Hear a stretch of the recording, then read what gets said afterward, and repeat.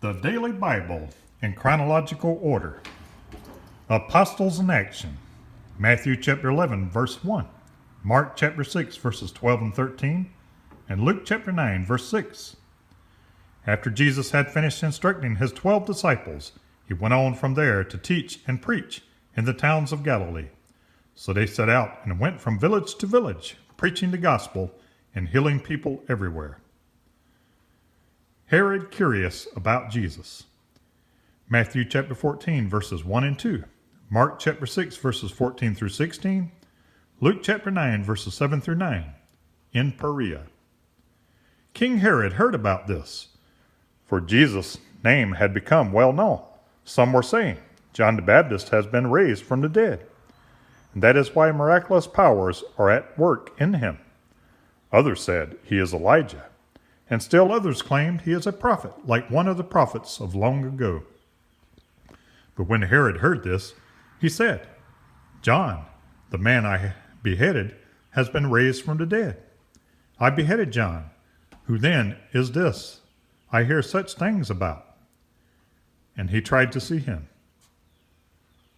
Death of John the Baptist. Matthew chapter 14, verses 3 through 12a, and Mark chapter 6, verses 17 through 29. For Herod himself had given orders to have John arrested, and he had him bound and put in prison. He did this because of Herodias, his brother Philip's wife, whom he had married. For John had been saying to Herod, it is not lawful for you to have your brother's wife. So Herodias nursed a grudge against John and wanted to kill him. But she was not able to, because Herod feared John and protected him, knowing him to be a righteous and holy man. When Herod heard John, he was greatly puzzled, yet he liked to listen to him. Finally, the opportune time came. On his birthday, Herod gave a banquet for his high officials and military commanders and the leading men of Galilee. When the daughter of Herodias came in and danced, she pleased Herod and his dinner guest. The king said to the girl, ask me anything you want, and I'll give it to you. And he promised her with an oath, whatever you asked, I will give you up to half my kingdom. She went out and said to her mother, what shall I ask for? The head of John the Baptist, she answered. At once the girl hurried into the king with the request, I want you to give me right now the head of John the Baptist on a platter. The king was greatly distressed, but because of his oaths and his dinner guest, he did not want to refuse her. So he immediately sent an executioner with orders to bring John's head. The man went, beheaded John into prison, and brought back his head on a platter. He presented it to the girl, and she gave it to her mother.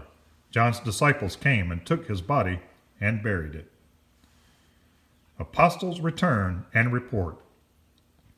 When the apostles, this is Matthew chapter 14, verse 12b and 13, Mark chapter 6, verse 30 through 33, Luke chapter 9, verses 10 and 11a, and John chapter 6, verse 1.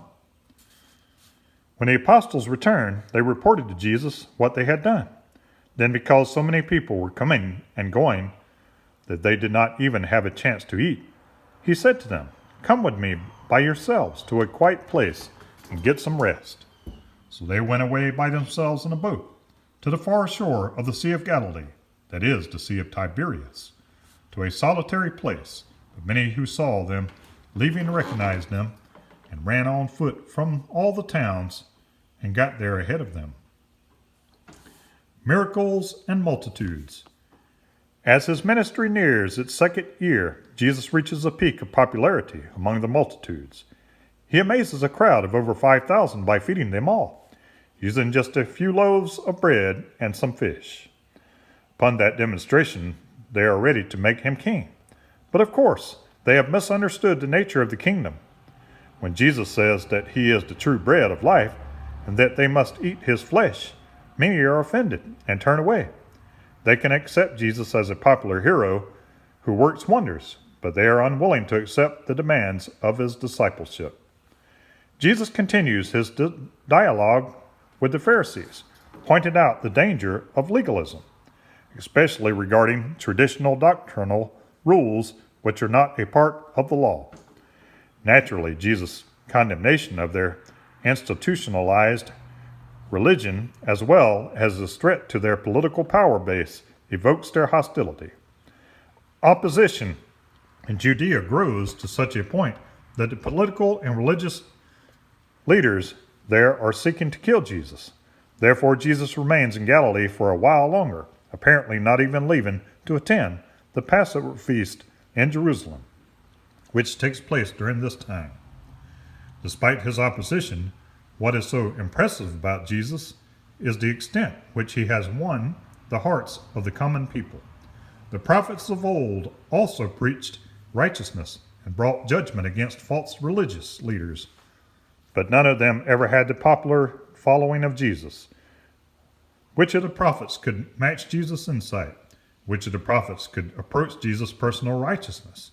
Which of the prophets did the people want to make their king? This Jesus is not just another prophet, but rather the Messiah about whom all the other prophets have prophesied.